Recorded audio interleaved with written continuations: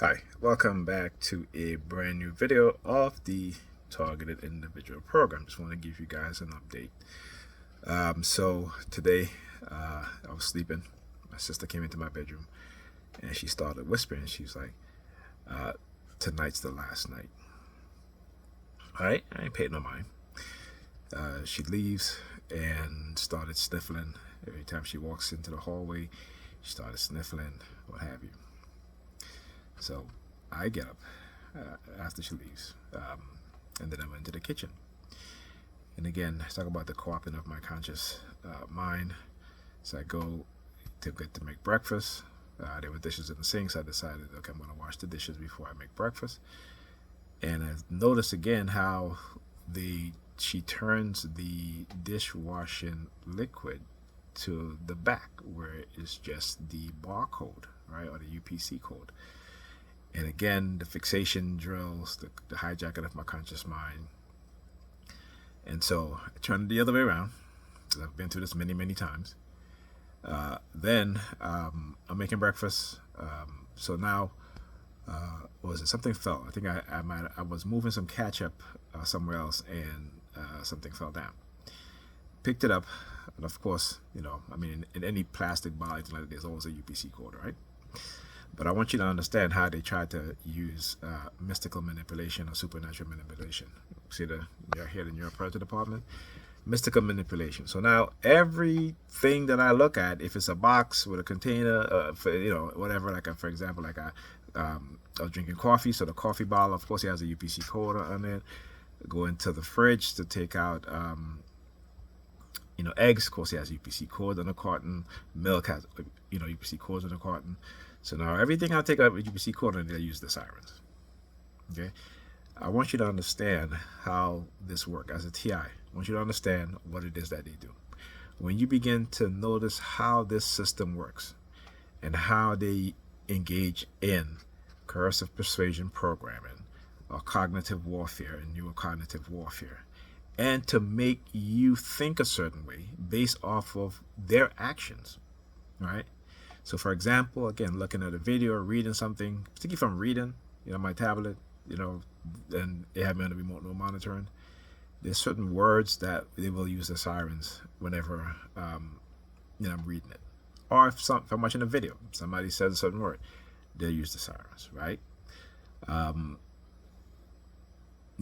Anything that is of a certain words, or you do certain action, like pick up a knife, they'll start using the sirens.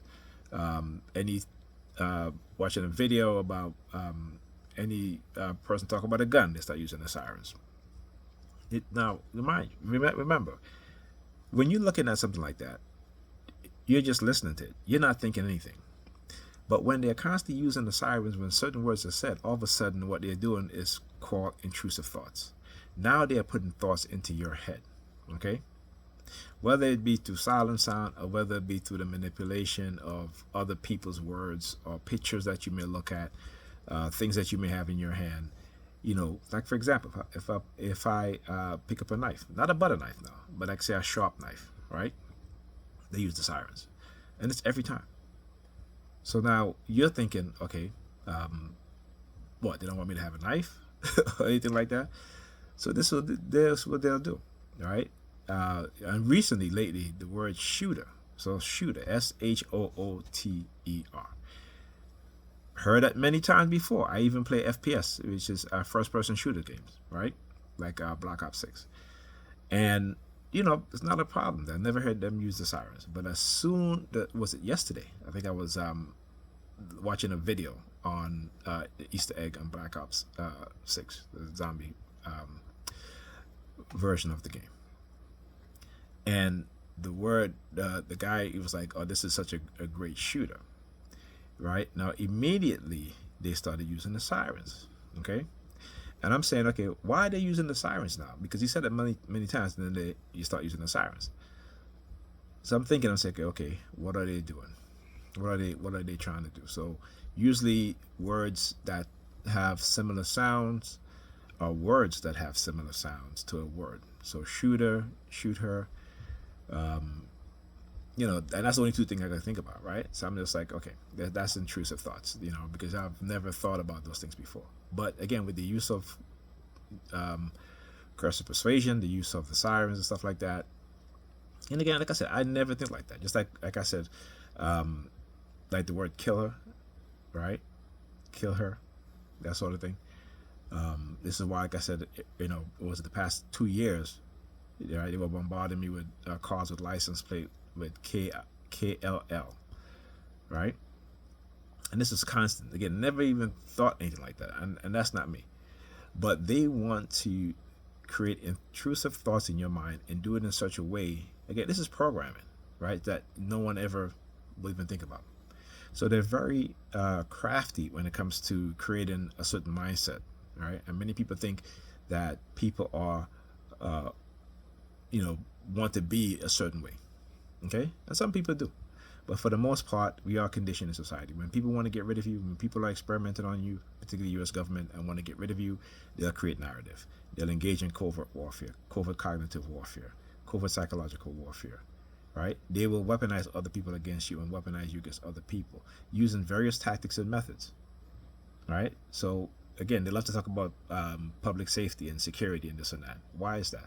Okay, weaponizing individuals, also poisoning of young black children, right, continuously with lead, right, with all sorts of chemical poisoning, right, what it does. So when you look at within the black community, I talk about this, where you have black men and black women, particularly more so black women, where more than a third, or I should say a quarter of black women identify as lesbian or bisexual.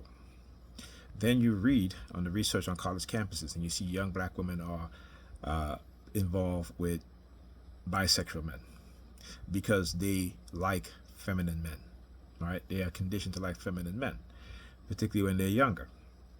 And as they get older and get tired of working this, and all of a sudden they want a masculine man. But they don't want a masculine man. Like I said, they just want sponsors. But understand how we are conditioned since we're young. And it's a conditioning thing. Make no mistake about it. It is a conditioning thing. All right. And again, I can prove what I say. All right. I don't say this to say certain things. I can prove it. Right. And this is why they will constantly try to get rid of me. This is why they'll constantly try to mess up the relationship with my kids, even with their mother. Right. Even family members. And when you talk to family members about this stuff, particularly if they're religious, they don't want to believe you. Right. And that, again, is another issue when we deal, particularly in the black community, where most of our women are believers in religion, particularly Christianity, right? And you hear them talk about God speaking to them and all this nonsense, when the Bible tells them God don't speak to you, okay? But they're constantly saying these things. And you see some black men saying it too.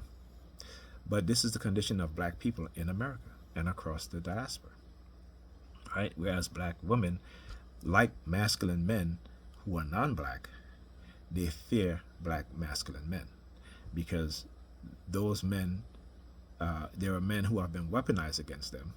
Talk about SA and stuff like that. I'm even going to talk about domestic abuse because more women initiate domestic abuse than men, physical domestic abuse. But SA, more women engage in SA against young boys, particularly in the black community, young black boys, than the other way around, right? But this is the weaponization. This is what it is that they're doing. This is, again, cognitive warfare. And in cognitive warfare, hold on a second, I want to show you guys something. All right, just want to show you guys my screen. I was going to do a video on the desktop, but I got to put some ideas together and get some information. But anyhow, I want you to understand this, okay? Because this is not new.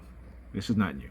With the growing role of technology and information overload, individual cognitive ability will no longer be sufficient to ensure an informed and timely decision making, leading to a new concept of cognitive warfare, which has been a recurring theme in military terminology in recent years. Now, this is not recent. You can go and find an article, Cognitive Warfare on Black Boys, from I think it was like 2010, even earlier than that. Cognitive warfare against young black children, the war against young black children, talks about cognitive warfare. All right. So I also talk about the white supremacists will use black people as training, to engage in sorts of experiments, right? And then start attacking other nation states who are their adversary and attacking their people. Why? Because they have become expert at it. And how did they become expert at it? By doing it to black people, particularly the United States, black people in America. Okay? So cognitive warfare causes an insidious challenge. It disrupts the ordinary understanding and reaction to events in a gradual and subtle way, sort of like cursive persuasion. These are all the same thing, right? Just now they are all under the ban of cognitive warfare, okay? But with significant harmful effects over time. Cognitive warfare has universal reach from the individual to states and multinational organization. It feeds on the technique of disinformation and propaganda aimed at psychologically exhausting the receptors of information. Everyone contributes to it, to varying degrees, consciously or subconsciously, and it provides invaluable knowledge on society, especially open societies such as those in the West. This knowledge can then be easily weaponized. It offers, I'm going to do all that stuff, but to understand, all right? Listen, I spent 2 decades researching these things, analyzing my own thoughts, behavior pattern, looking and seeing the manipulative nature of what it is that they're doing. How they target you, how they target your family, how they target your children if you have any, how they target the people around you, all right? How they target you as an individual, particularly if you're a black individual, how they are targeting us, right? So when you look at I talk about the disinformation and misinformation, right? So they have black people, black men and women fighting each other, right? Black women upset because, you know, there was a video I was watching in the UK where this rapper did a video about their being fathers to their daughter, and a lot of black women in the UK are upset because they were like, look how many mixed kids or light-skinned kids, children, I should say, mixed children or light-skinned children was in the video. And I look at the video, okay? You also had very melanated black children as well as lighter-skinned black children. So I think it was like a good representation. But these black women are upset about it, right? But the reality is that black women, whether they be in the UK, America, right, they give birth to more mixed race children. Black women, not white women, not Asian women, not Hispanic women, particularly white Hispanic I'm talking about, not black Hispanics, right? They give birth to more mixed or so-called interracial children, right? Now, let's go to, let's say, STDs. And they also, black women will talk about, oh, black men, this and that, and such and such. But guess what? Again, black women transmit more STDs than any other group of women. And they contract more STDs than any group of women. Why? Because they are sleeping with the same men over and over again. Right? They are sleeping with the same men. Some of them are sleeping with 3 and 4 guys at the same time. Right? They never think about their health, their sexual health, their physical health. 4 out of 5 black women in America are overweight and obese. Think about that. Okay? But we as black men are supposed to accept them for being overweight. But when they date men outside of their group, ethnic group, guess what do? All of a sudden you start to see them working out, losing weight, right? Because they have been conditioned to give us black men their worst while they want our best, right? Again, they're the only group of women who have this high a number. They're the only group of women who are the most toxic when it comes to their men, right? Here's another facts for you. You hear them talk about absent black fathers, but black fathers are more involved in their children's life than any other group of men, whether they're white, hold on a second, whether they're white, Asian, Hispanic, Arab, have you, black men are most involved in their children's life. Here's another statistic for you that's facts. Black men wear more protection, prophylactics, condoms, than any other group of men.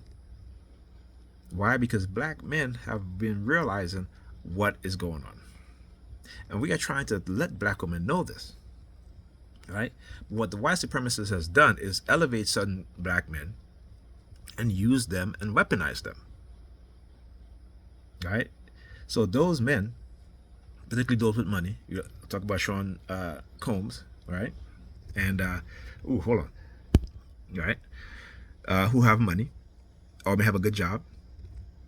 All right? They will always have more than one option.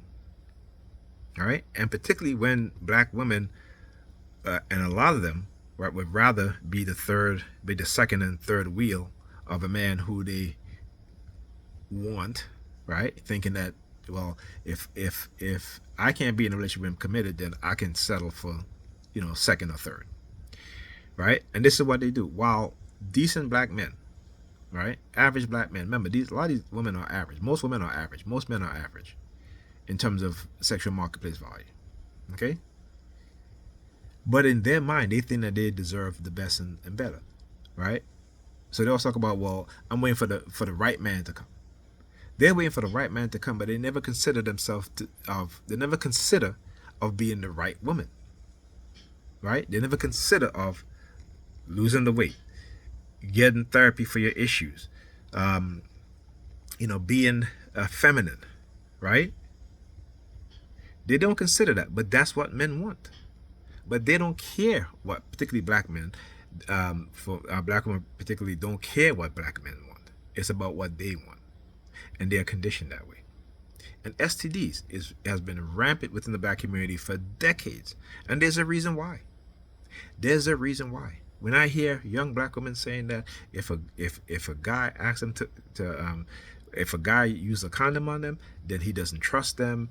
He thinks that they're dirty and all this stuff, and guilt tripping men into not wearing condoms. Right? But guess what? They're not being held responsible for that. Because the state, the white supremacist government within the state and federal government have coddled them and conditioned them to always blame black men. That in itself, again, another version of cognitive warfare, is to change in the perception to where a person or a group of people, again, another word for it, menticide, all these words have been done before, right? So they're just putting everything now under the umbrella of cognitive warfare, right? So perception is everything, right? And using also religion and people within the churches, using religion as a tool to separate, to destroy the black family. So when I say on a Sunday, black people should be spending more time with their family instead of in church, they'll be like, oh, he's giving us bad advice. How could that be bad advice? The black church, as Dr. Ray Higgins said, the black church is the only institution in America that takes in billions and billions of dollars, right? But the members in those churches don't progress. They don't progress. You know who progress? The pastor, his wife, his children, right? The faculty, if you're in a big church, they're the one that prosper. People are willing to give their last money, even go without paying their bills to give to the church. And now the churches are starting to charge people yearly fees, including young children. Okay? Because religion has been used as cognitive warfare against particularly the minds of black people. So they may try to create this false narrative about black men, right? While they hide the truth about how they're using black women to destroy black men and to destroy the black family and to destroy the black community. All right, and like I said, I know. So they will always come back to this, oh, he's crazy, because when I notice certain things, when I can look and see these things, right? It's like seeing the Matrix, right? Except I'm not seeing the digital codes. I'm seeing the psychological codes. I'm seeing the psychological tactics and manipulation, right? And I try to show you guys so you guys can be aware and understand what's going on. All right? Because like I said, in cognitive warfare, you don't see the attacks. Just like a coercive persuasion programming, you don't see the attacks. All you see is the end results. And the end result is not good. It is always negative. Our outcome has already been established for us. But we can't see it, so we can't change it. It's only when you're able to see it is when you can change it. And they will push back hard of the fact that you're not engaging in negative behavior anymore. They will push back hard, particularly if you're a black man or black woman. They will threaten your job, right? A lot of black people are working under the threat of financial collapse, financial destruction. This is what happens when a group of people don't have leaders. They don't have leaders to see what the enemy has been doing to us. And the enemy will always destroy our leaders. Understand that. If they cannot use you, they will destroy you. If you expose what it is that they're doing, if you expose their agenda, they will destroy you. And they will use some of the worst things, the things that they themselves do, that they find acceptable. But they have conditioned us to be so over emotional about. Now, not to say that we shouldn't be emotional about certain things, right? But when they engage in those behavior on a grand scale and they accept it, but they get you and I to hate someone or to lash out against someone who may be doing something that not even on the grand scale of which their criminal minded has been doing, we remain silent. Okay, look at who was it? There's another bank. It was a Capital One, right? Capital One stole $2 billion from their customers. Right? Is anybody talking about that? So it's okay for corporations, financial institutions, to rob you of billions of dollars. Rob you of billions of dollars. And none of these people go to jail. Right? None of these people go to jail. But they arrest you and I because we didn't put certain things down on our tax when we filed for tax. Right? They never charge these people with financial crimes. They just pay a fine and they do it again. Like I said, banks steal from the people every single day. Right? They can take a penny out of your account each week. You wouldn't notice it. You wouldn't notice it. They can take $100 out of your account every single year. And if they have 30 million customers, right? What do you think $100 is when you multiply that by 30 million? Even if they have 50 million customers. Or let's say they take 20 million. What do you think that amounts to? All right, so that's $2 billion a year. Okay? So let's say they take $50 out of your account out of 20 million people. That's $1 billion every single year that they stole from you. You wouldn't even know. Even if it's 500 million, it's a lot of money.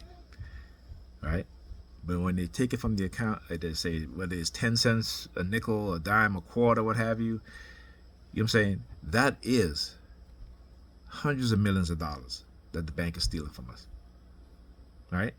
When corporations lay off thousands of people and then turn around and give their CEOs $45 million raises, $150 million severance pay packages, right? The greed among these people is astronomical. But while keeping the vast majority of us in poverty, or the working class and working poor, not even middle class, because the middle class is no longer a substantial part of the American society anymore. Right? Their greed, their lust for money, right, is destroying the rest of us. And yet, you worship these people. you keep on selecting the very same people into political office that perpetuate the greed of the elites, and you can't see it. That's cognitive warfare, because you are voting for people who are going to disenfranchise you, who are not going to uplift you, who are going to keep you in the perpetual state of poverty, or the working class, which the vast majority of Americans are in that state, where they're giving you a wage to survive, not a wage to live. Okay? Because they think of themselves as God, because they worship the fact that they have money, they have wealth, and they are very happy when they see the vast majority of us in poverty or the working class and struggling. They are very happy when they deny you health insurance that you pay for and you die, right? Because that's your cross. You celebrate death, and so do they. Okay? So again, we have to understand cognitive warfare on a national level, and not just the cognitive warfare that they've been engaging on black people. Because white people, let me tell you, I said this a decade ago, that eventually, right, they're going to start looking beyond black and white. Eventually, the power, the greed, the manipulation is going to